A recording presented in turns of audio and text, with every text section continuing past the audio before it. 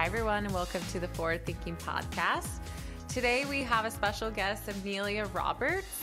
She's a strategic partnership expert who runs her own company, Solutions by Amelia, and she is on today to talk about one of the overarching topics we're going to talk about today is like human-focused experiences and why that is important right now, especially in marketing and sales, and how that can be a differentiator. I did have a past speaker on a few weeks ago, Chantel Marcel, and we talked about community building. And I think this is also a good supplementary conversation to talk about why human-based experiences matter. And we're going to use it through an angle of leveraging micro-influencers.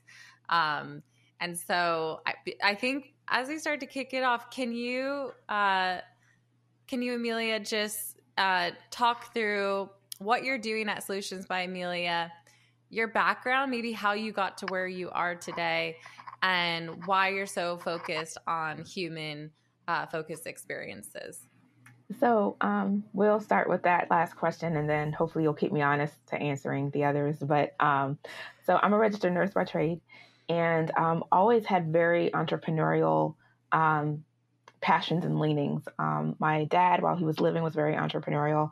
My uncle was a jazz musician. My cousin, his daughter is in photography. So it was like always in my blood. And I was in the back of my head, like I definitely wanted to do something to support businesses in a way that created impact and kept humans in the center. Because as my role in nursing, every time that there was a process that didn't consider the end user and the person and the human condition, it never worked out well. And wouldn't you guess it, in business, as I started working with corporations and NGOs and other larger organizations, when there were processes or systems that didn't include the end user, guess what? So just started to notice like that pattern of things that just, started to happen around the benefit of keeping humans at the center of things. And so with Solutions by Amelia, my focus is supporting organizations with strategic partnerships, whether they are micro-influencer campaigns or virtual speaking tours or podcast tours or leveraging other people's audiences and communities in other ways to extend brand awareness. It just became sort of like something that was started to develop naturally. I started doing all of this, doing social media management, not because I was some Gary Vaynerchuk or anything like that, but I knew a little bit more about, social media and scheduling and whatnot more than other people that I was helping. And so that's how I got my first few, contracts that way. And I started presenting to small businesses. And then from there, somebody who had a connection with the NGO said, they need help redoing their curriculum for entrepreneurs. Started working from that, learned so much, and then started working with an opportunity. I think even before that, came up with the health department.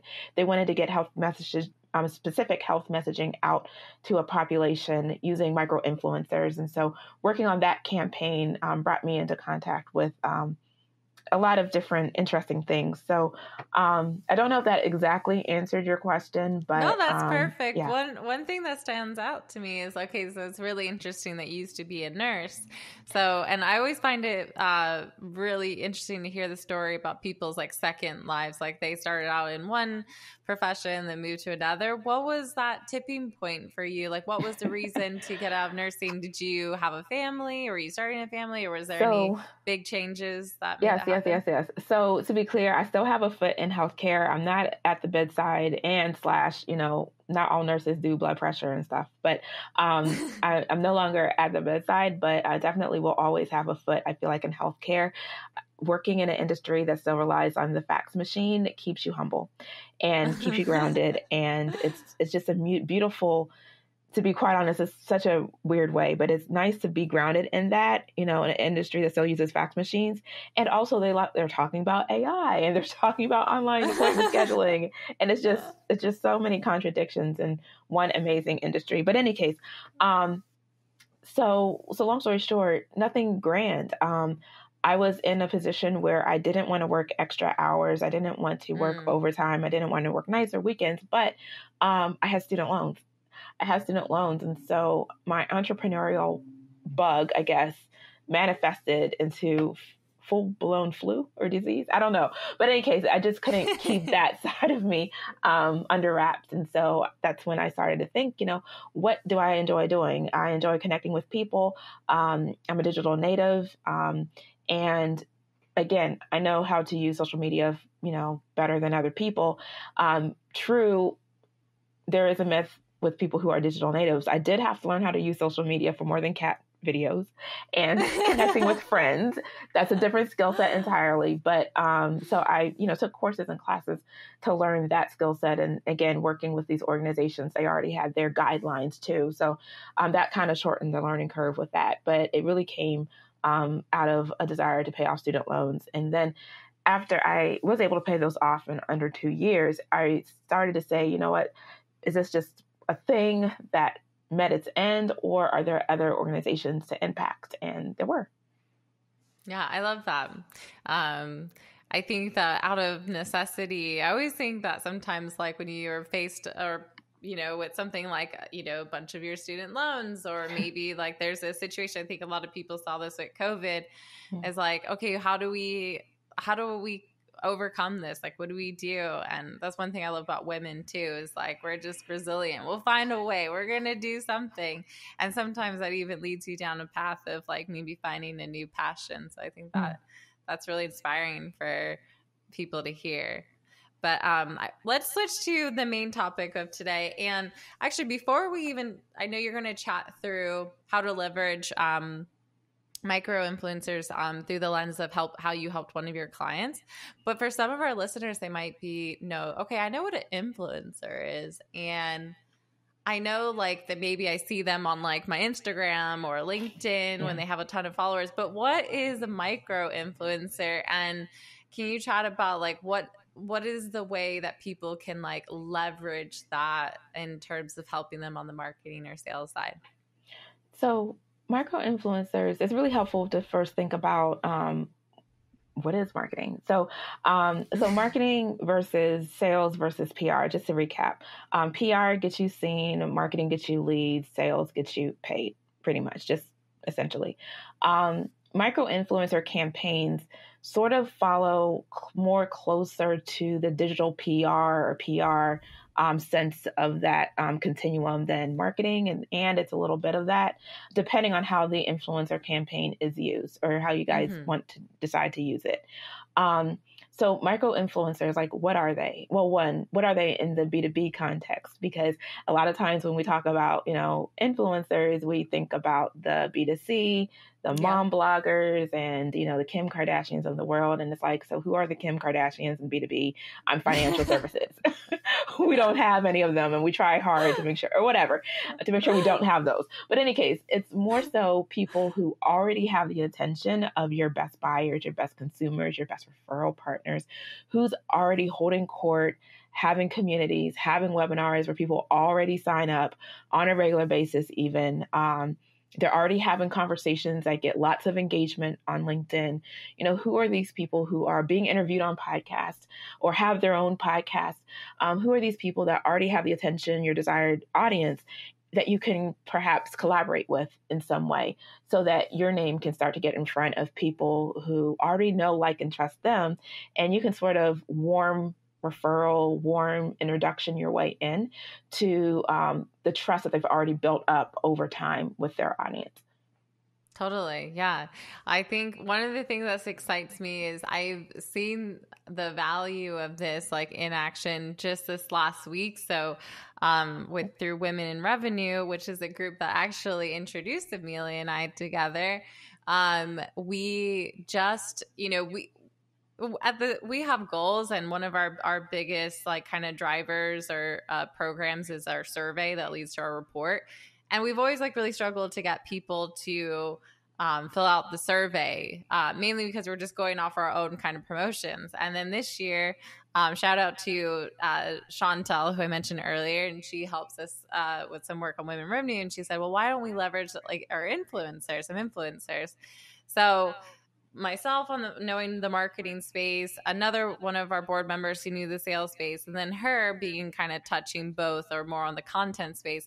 We actually put together a list of influencers and personally reached out to them to ask them to share, and a lot of them were already part of our group, and we're almost at like 200% of our goal. We almost have 2,000 survey responses, and people are like shocked, like, how did this happen? It happened literally on the one day we decided to say, okay, we're gonna do a social takeover on LinkedIn, just like the one day on the Monday, and literally went from like 200 responses or 300 to 1,800 in that first day, and now we're almost nearly at 2,000. So I'm just like, I think everyone needs to hear this. Like, if you're a marketer or if you're on the PR side, it's just amazing. And a lot of these folks, like you said, like micro influencers, yes, they're not like millions of followers or anything, but they do have a group that really listens to them. So I think that's really key. Yeah.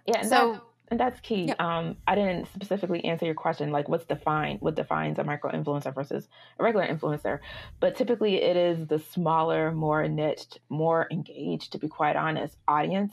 And there isn't like a minimum number of like how many followers on what platforms. And that's something that any organization decides to, do their own campaign, make that definition for yourself.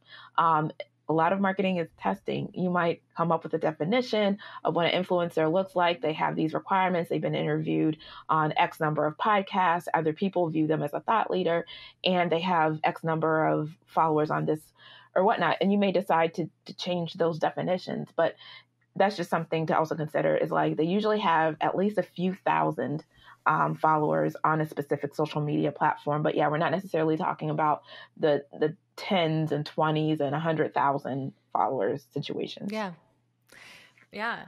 So, okay. So for your client, what space were they in? And like you said, in the B2B, it's really hard. Like, I mean, unless marketers, it's a little bit easier because those are typically people who are going and easily like promote themselves. But I think there are influencers in every space now, especially as people see the value of posting on, LinkedIn or Twitter, or like you said, having your own podcast. But for the client you were helping, what was their industry, and how did you go about helping them figure out who those influencers are?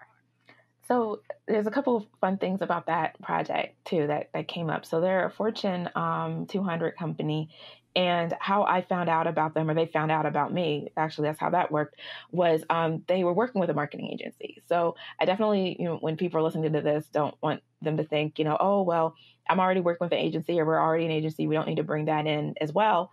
But they're already working with a marketing agency, and they were part of the product marketing team.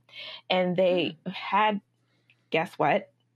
A release coming out, yet another new release. And so with this release, one, it's product marketing, and it's a pretty large company, and they have these things that come out on a regular basis. But this release was special. It really was this time. It was, different from the other ones. And long story short, they didn't necessarily want to throw ad money at this, didn't really have a whole lot of time to let SEO to work. So, as you can buy traffic, you can leverage SEO, or you can borrow the traffic by partnering with other people who already have, interest around a particular topic. So for them, that's what they decided to do, was to do that route. And internally, they've heard of micro influencers in B2B and kind of curious. And so they asked their marketing partners who were working with them, is this a thing that we could do, and blah, blah, blah. It wasn't really within their skill set, but they knew me back to connections and, collaborations. And so they said, hey, is this something that you can support our team with? And yes. And so what that looked like for them was answering that initial question, like, what does an influencer look like? What topics are they talking about? And so that's like the sort of the step one, is like, so one, who do you want to get this release information in front of in a relatively short amount of time? Once they're in front of this information, what do you want them to see? What does the landing page look like? How are we measuring traffic or measuring the results? Do we want to measure results this time by traffic, or is there something else that you want to measure? And so those were some of the conversations that happened before we even started, reaching out to the influencers. And then from those conversations, just deciding, so for this particular product release, for these end users, these are some of the things that are ideal people are talking about. These are their pain points. This is what they're struggling with. This is what they're searching for. This is what they find interesting. And so from there, it just really became a strategy of who's talking about these things that these other people find interesting, who's leading those conversations, who's having those webinars, who already has content around that topic, such that inserting in a specific call to action wouldn't be too off, or wouldn't be too much of a stretch, rather. What would be like a natural part of their conversation that they're already having with their audience, because that also goes into the sort of the PR part of it with doing the outreach and inviting the influencers to be part of this campaign. It's like, if the ask is something they'd never make in a million years, or maybe the ask is something they would make if they had more education and calls and back and forth.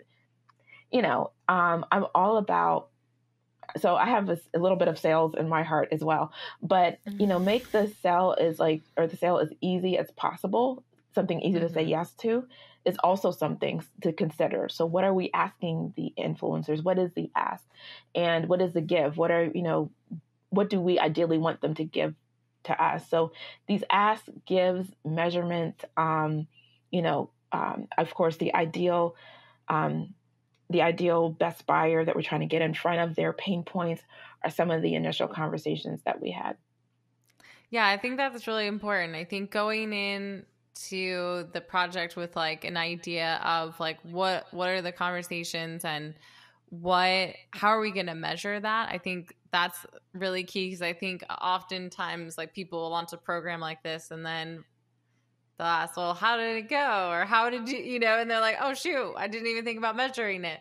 So I think going in with those already mapped out, I think is really key. And then I think the ask is really interesting. I think that's a good thing to maybe talk about, because I think as we're starting, when you do make an ask of like influencers, right, people are probably trying to get their audience too as well. Like you might have like competing interest or people interested, but like, so how did you do that? Like, I think that's a really, maybe something that people don't really talk about, but what is the way that you format that ask, and how did you kind of make it about like being mutually beneficial, like for them but for the company as well?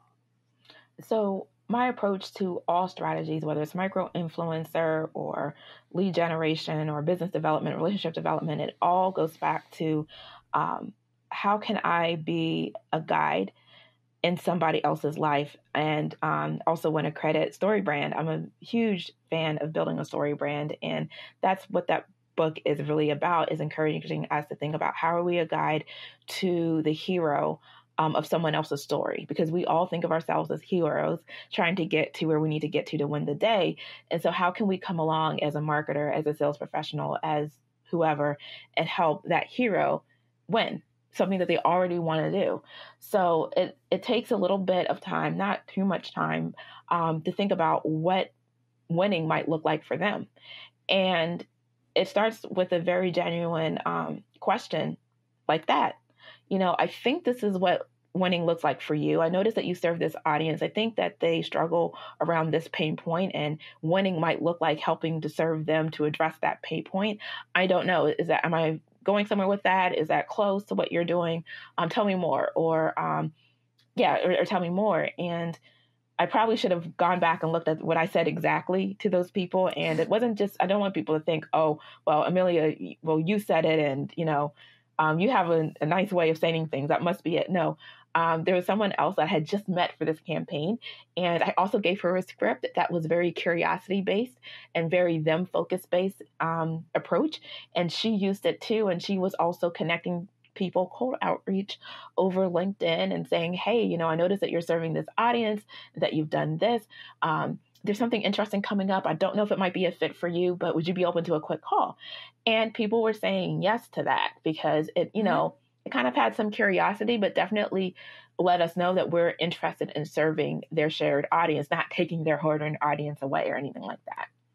Yeah, no, I think this is a really good point, because I'll often get some, like, I think the key thing too is like that personalization of that request too, which obviously takes a bit more time, but in the end, like, you could still use that same message, but like making sure that it makes sense. Cause I think sometimes I'll get these like blanketed, in mails, and like asking, oh, can you like do this or share this, or maybe we'd be of interest to you. And like that can scale a little bit, and maybe you get some response. But I think when you really are pinpointing certain people and you make it more around, I love that idea of like thinking of them as like the hero, and how do you get them to win.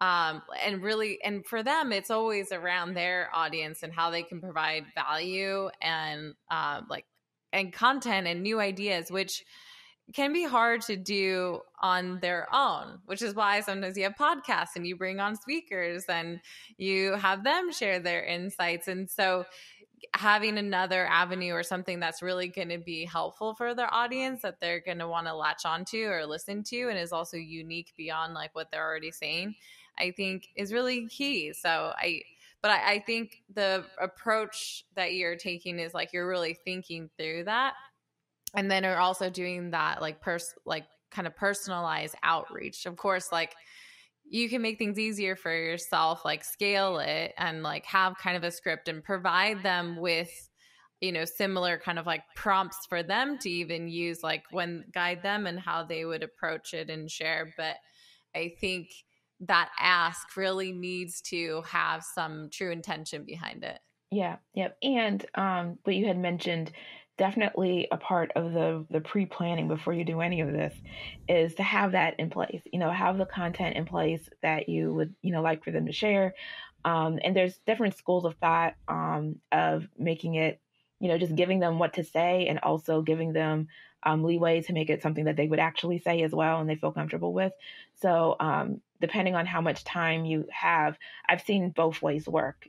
Like I receive, and I've also been an influencer on other people's campaigns too. So I've received content that, has room for me to insert, things that I would say directly. And other times it's just cut and paste this. So with this particular one, it was pretty much, I think we allowed them to talk about, like, I think we did like a framework, like, share pain point your audience is struggling related to the solution the product actually was going to talk about.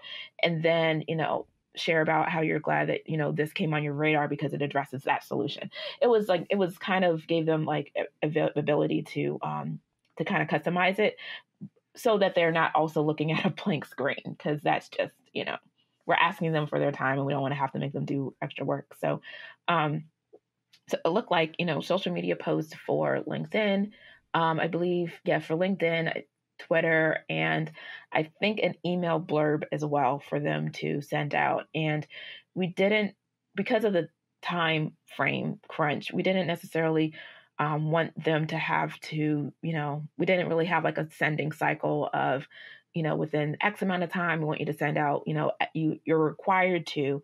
We didn't have like a requirement to send out, X amount of social media posts and X amount of emails and blah, blah, blah. We didn't have that, but we did have like a strong encouragement, and, it'd be really great if you could do that. And long story short, because they did use UTMs and they were measuring that way, they hit the goals that they wanted to, which was traffic back to a specific page.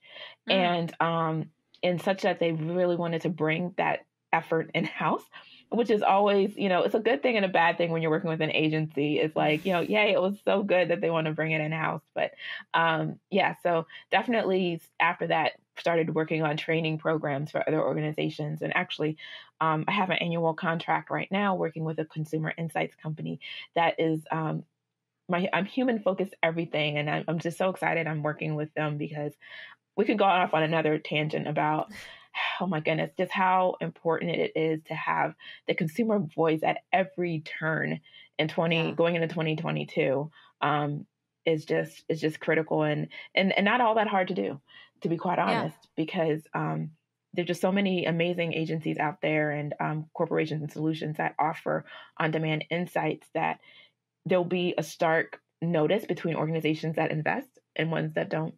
So that was a tangent. What are some of those? What are some of those resources to get some of those voices? Because I think this is a new thing for a lot of people that they're hearing. Because like I think people are realizing, oh, we need to make this shift. We need to be more human focused. We need to have the customer voice behind everything.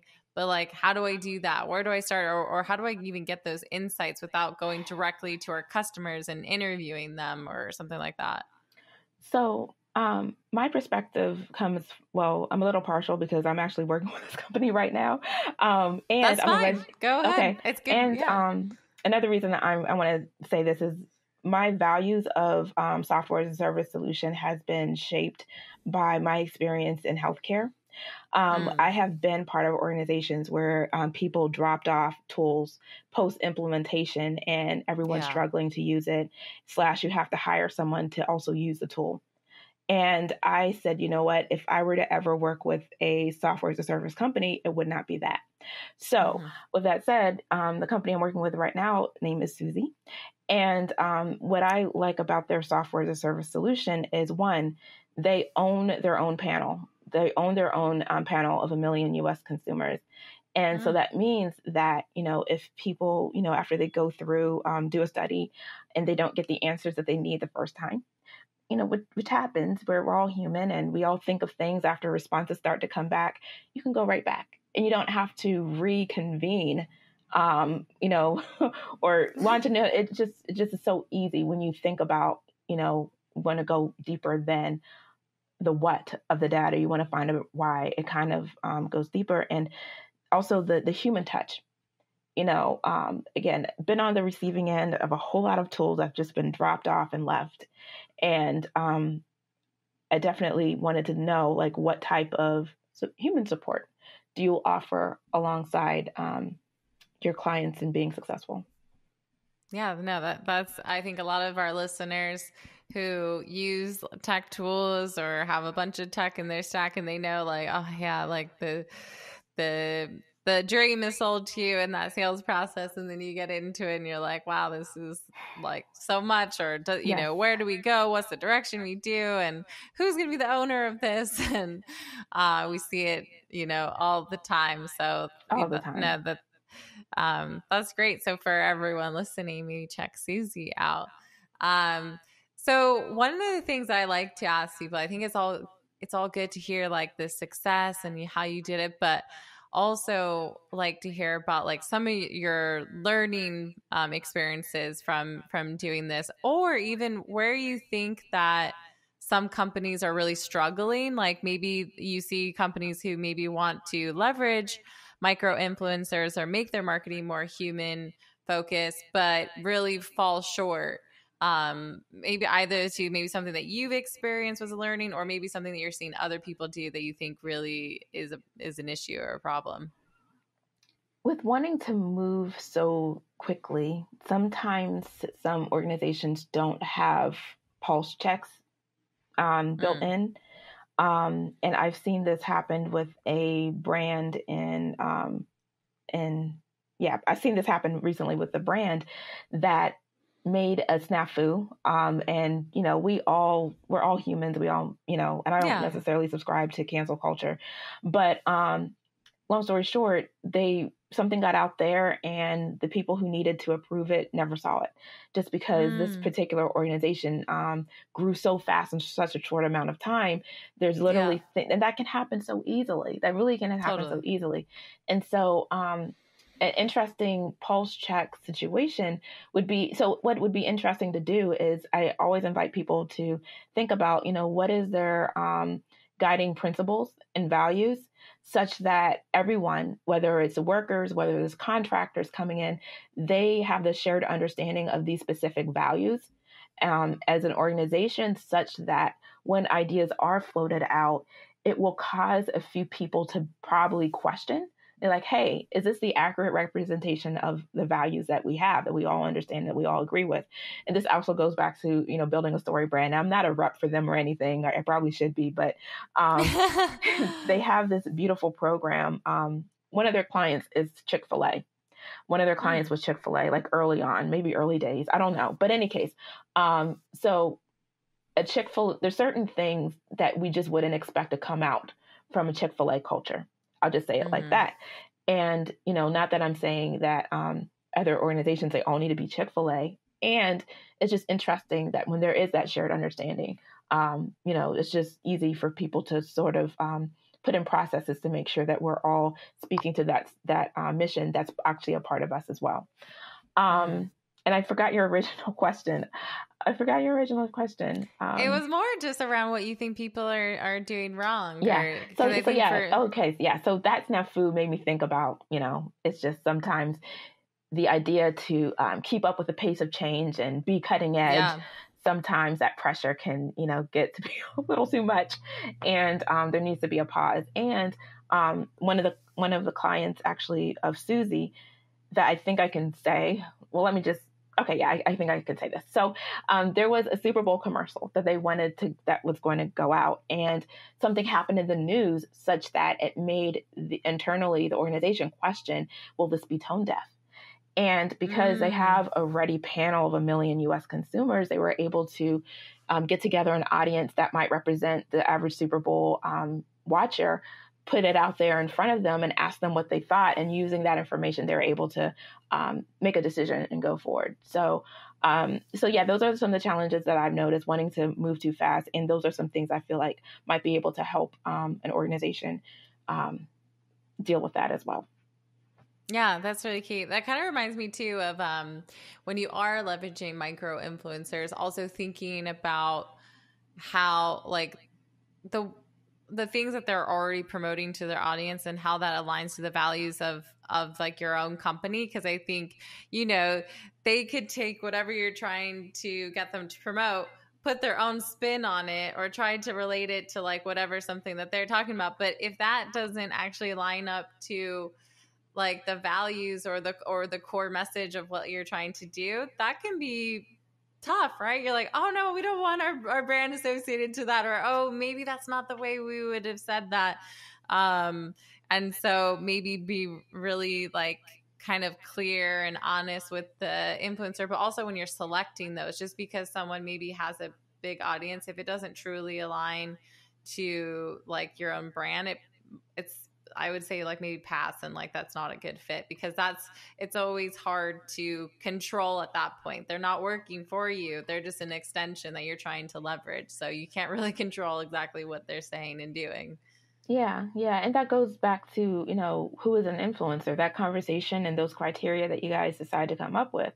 That is also a consideration to think about. And there are people that, when we first went through that list of who's talking about these pain points, who's having the webinars and being requested, by their peers to present on this topic, what have they been talking about, lately over the past, few months. And some of those people on the list, just because of lots of things, I said, you know what, maybe not this time, or maybe that there was a good explanation for something that I saw that I had a question about, but there wasn't really much of any time for me to ask deeper questions. But so that's just something for other people to consider as well. Definitely part of your requirements for, what is an influencer, who would be a good fit. Again, the ask and the gives, that whole conversation, it's more than just the ask and more than just the give. It's more than just the ask, and more than just the give too. But that also falls sort of under that process as well. Yeah. Okay, so we only have a little bit of time left, but I don't normally do this on the podcast, but I think I would really like for you to talk about, through Solutions by Amelia, like, how are you helping your clients? Because I think some even people on the call might be like, oh, my company needs that, or my marketing team maybe needs to get connected to someone who can help us with that. How are you helping your clients currently, and what are the types of projects that you or that you would like to take on if someone maybe is interested? Yeah. Yeah. Yeah. Yeah. I really love supporting organizations and professionals with thinking through what collaborations make sense for them, whether it's micro influencer campaigns or maybe a podcast speaking tour, or maybe it is or maybe it is developing partnerships. Not necessarily talking about, Apple and Nike situations, but maybe it looks like, a content partnership with somebody that can supply content for your email newsletter. You can supply content for their email newsletter because they already have the emails, know, like, and trust, regular open rates of people that you want to get in front of. What does that look like? Yeah. And I love imagining that with people because there's this quote from Reid Hoffman that I say all the time, and it's an amazing quote. And Reid Hoffman is, for the few people who might not know, he's a co-founder of LinkedIn. So he's somebody who knows a thing or two about connections and people and businesses and all that sort of thing. But he has this quote that says, "Opportunities don't float like clouds in the sky.